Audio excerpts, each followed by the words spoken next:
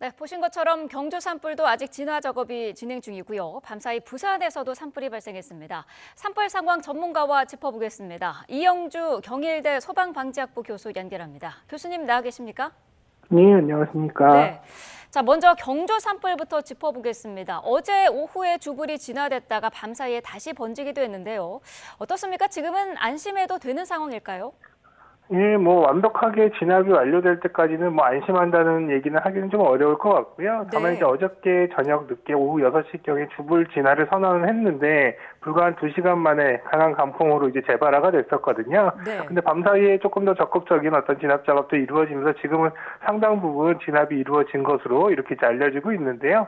어쨌든 간에 낮이 되면서 공중 진화라든지 진압 작업들에 좀 속도가 붙으면서 잔불 작업이라는 이런 것들이 좀 더 적극적으로 이루어진다면 빠른 시간 안에 완전히 될 가능성이 높습니다. 다만 아직까지 이 지역의 지형이 험한 부분들 또 그리고 또 강한 바람이 또 계속 불 수 있는 가능성들이 있기 때문에 이런 부분들에 유념을 해야 되는 상황이다 이렇게 보겠습니다. 네, 밤사이에는 진화에 좀 어려움이 있었을 것으로 보이는데 날이 밝은 지금은 어떤 점을 중점적으로 살펴야 될까요?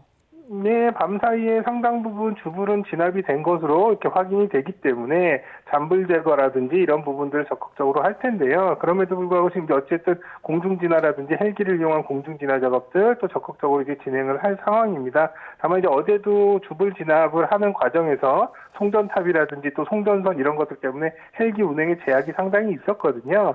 그렇기 때문에 오늘 주간이라 하더라도 헬기들이 인접해서 이런 활동들을 할 때 안전에 관련된 사항이 상당히 좀 중요할 것 같고요.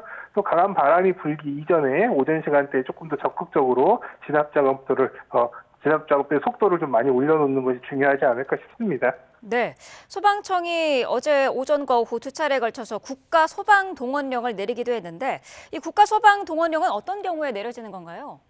예, 국가소방동원령은 지금 단일 시도 단위의 소방령만으로 상당히 진압의 한계가 있다라고 판단이 될 때 소방청장이 전국 단위로 이런 대규모 소방력을 동원할 수 있는 어떤 비상조치라고 보시면 되겠는데요. 이번 경주 산불 같은 경우도 1차로는 인접에 이제 영남권의 소방력을 집중할 수 있게끔 동원령이 내려졌고요. 또 2차로는 대전까지 광역화된 지역까지의 이 장비라든지 인력들을 동원할 수 있게끔 이렇게 했습니다. 다만 이제 알려진 바에 의하면 전면적인 어떤 장비라든지 인력 투입보다는 전문화된 장비나 인력들을 동원할 수 있는 체계를 이렇게 갖춰놓고 그런 분에 필요한 장비들이 지원이 됐다 이렇게 보시면 될 것 같고요. 다만 이제 이런 상황들은 이 지역이 상당히 이제 불국사라든지 여러 가지 문화유산들도 있고 또 월성 원전이라든지 이런 부분들을 확대됐을 때 위험성이 크기 때문에 선제적으로 국가소방동원령을 내린 것으로 이렇게 보입니다. 네, 경북 지역은 특히 침엽수림의 비중이 높은 것으로 알려져 있는데 그래서 불이 더 빠르게 번졌을까요? 그랬을 가능성이 상당 부분 있습니다. 네. 체엽수림, 그동안에 또 많이 알려진 것처럼, 소엽수림들이 사실 화재가 산불에 좀 더 훨씬 더 많이 이렇게 가연물로서의 어떤 이제 황원들도 높고요. 또 한편으로는 예를 들면 비화라든지 여러 가지 화재에 관련된 위험성이 높은 것으로 봤을 때 이런 부분들이 상당 부분 있고 또 하나는 이 지역의 수종들이 상당히 이제 소나무 재선충이나 이런 이제 피해를 입은 지역이라서 이렇게 이제 수종들이 대부분 이제 이미 죽은 나무인 상태, 그래서 더 건조했기 때문에 훨씬 더 위험성이 높았다 이렇게 볼 수 있고요. 또 하나는 최근에 굉장히 건조한 기후 이런 것들이 계속 진행이 되는 상황이었기 때문에 강한 바람과 동반해서 산불이 빠르고 강하게 번질 수 있는 그런 여건들은 갖추고 있었다 이렇게 보는 게 맞겠습니다.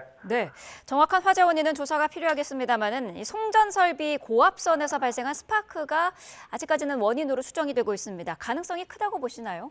인근 주민분들께서 이 산불이 발생하기 직전에 송전탑이 폭발하는 그 소리를 들었다기도 하고 그쪽에서 불길이 시작됐다는 이런 목격담들이 있거든요. 네. 그렇기 때문에 이런 진술들로 본다면 이런 송전 설비 이상의 이런 가능성들도 배제하기는 어렵고요. 또 실제로 이렇게 이제 산불의 원인이 송전 시설에서 시작되는 경우도 상당 부분 있기 때문에 이번 산불이 이제 진압이 완료된다고 한다면 이런 화재 원인을 이런 부분들 중심으로 해서 조사를 해나갈 필요는 있다 이렇게 보겠습니다. 네, 경주 이외에도 많은 지역에서 동시다발적으로 산불이 좀 발생을 했는데요. 부산에서도 한때 소방대응 2단계가 내려지기도 했는데 건조한 날씨가 화재를 키웠을까요? 예, 당연히 그렇다고 보는 게 맞겠습니다. 특히 이제 이번 겨울 같은 경우는 굉장히 1월부터도 굉장히 건조한 기후가 계속되고 있었거든요. 그래서 네. 1월에도 상당 부분 산불들이 많이 발생을 했고, 다만 이제 산불이 더 많이 발생하는 상황으로 보기는 아직까지는 좀 어려운데요. 다만 이제 전년도랑 비슷한 정도의 산불이 발생하고 있지만, 다만 피해 면적이 그만큼 이전보다는 좀 더 커지는 이런 양상들이 있거든요. 이건 오히려 이제 산불이 발생했을 때 건조한 기후로 또 강한 바람으로 해서 확산이 되는 이런 이제 비율이 더 높다 이렇게 볼 수가 있기 때문에 이런 기후적인 영향들 상당 부분 많은 기여를 하고 있다 이렇게 보겠습니다. 네. 오늘 수요일에 전국에 눈이나 비가 내릴 거라는 예보가 있는데 이렇게 하루 정도 내리는 눈비가 건조함을 해소하는 데 좀 도움이 되겠습니까? 비가 좀 상당히 많이 내린다고 한다면 어느 정도 기여할 수 있겠습니다만 앞서 말씀드린 그동안에 굉장히 건조한 기후들이 지속됐기 때문에 네. 비나 눈이 온다 하더라도 바로 말라버릴 수 있는 가능성들이 높거든요. 또 특히 이제 이번 겨울에는 문제가 뭐냐면 강수량 자체도 비도 적게 왔지만 또 그러니까 눈이 아닌 비 형태로 왔기 때문에 바로 증발해버리는, 그래서 건조도가 그대로 유지되는 이런 상황들이었거든요. 네. 그래서 이번에도 수요일, 목요일 정도면 날씨가 좀 풀리는 상황에서 비로 또 혹은 또 소량의 비가 내린다고 한다면 사실은 가뭄을 해소하기에는 상당히 어려운 상황이다. 그래서 계속 이런 건조한 상황에서의 화재 위험은 높은 상황이다. 이렇게 보겠습니다. 네. 자, 이렇게 건조해진 날씨에 산에 가시는 분들이 특별히 좀 주의해야 될 점들이 있을까요?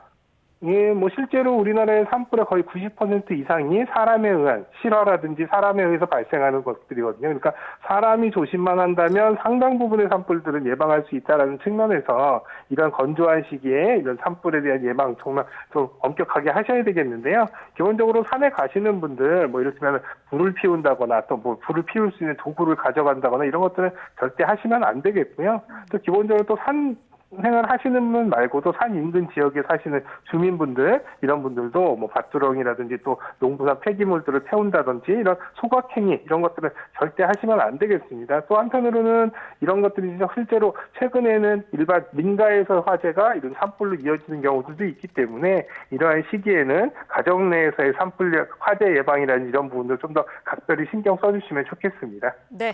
자, 지금까지 이영주 경일대 소방방재학부 교수와 이야기 나눠봤습니다. 오늘 말씀 감사합니다. 네, 감사합니다.